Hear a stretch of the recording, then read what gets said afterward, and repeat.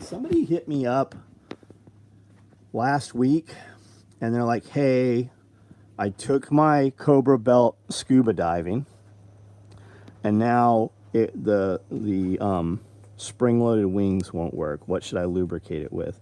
I don't know the answer to that question. I've never had that problem. I took Cobra Buckle scuba diving, never had an issue with it.